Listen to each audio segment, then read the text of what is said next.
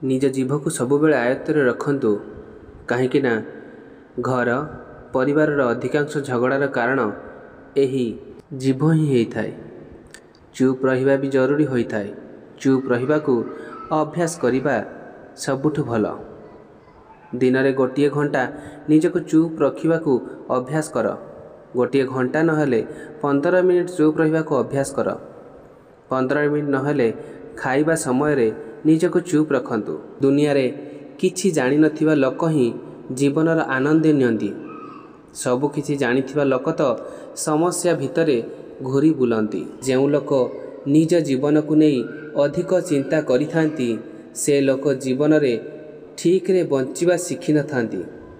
काहेकि ना से लोक निज जीवन को अधिक सुंदर करिया पई प्रबल इच्छा रखिथांती आउ सबुबेले निजको सही इच्छा रे व्यस्त रखिथांती। सेइथिपाई बंधु निज जीवन को नहीं जेतिकी चिंता कर जेतिकी आवश्यक। अधिक चिंता द्वारा समस्या सृष्टि होता है। धन संपत्ति को संसार रे सब लोक छाड़िकी जाती किंतु जी ना को छाड़िकी जाए ता जीवन सार्थक होता है। मनीष धन संपत्ति पछरे एमिति दौड़ी थाए कि जहाँ पाई से निजर आउ पर समस्त को भूली जाए। किंतु मनीष दुनिया छाड़िकी गला परे तार धन संपत्ति विषय रे केही भी कथा हुअंती नहीं, बरं तार भल कर्म भल व्यवहार विषय रे लोके कथा हुअंती आउ सबुदिन पाई तांकु मने पकांती, जहाँकि मृत्यु परे भी मने रखा जाए। सेथिपाई बंधु धन रोजगार करिबा समय रे निज कर्म आउ व्यवहार को ठीक रखंतु।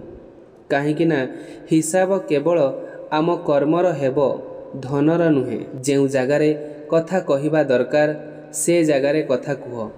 जेउठी चुप रहिबा दरकार से जगारे निजको चुप रख।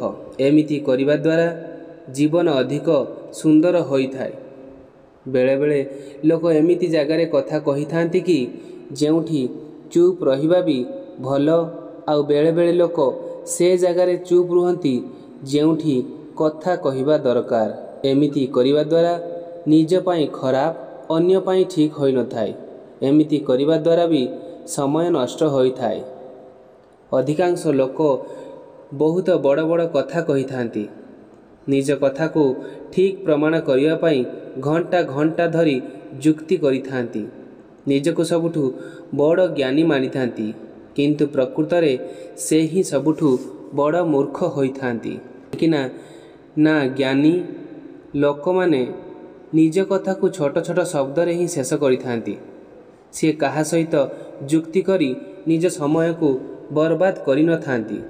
सेथिपाई बंधु कम कुह किंतु भाभी चिंती कुह। जदि एई छोट छोट कथा आपणक जीवन रे उपयोगी बोली भाबुचंती तेबे चैनल को निश्चित भाव में सब्सक्राइब करी पाखरे आसुथिबा नोटिफिकेशन बेल को ऑल करंतु, जहाँ फल एही भली सुंदर सुंदर नीतिबाणी आपणक पाखरे सदा सर्वदा पहुँची पारिबो। जय जगन्नाथ।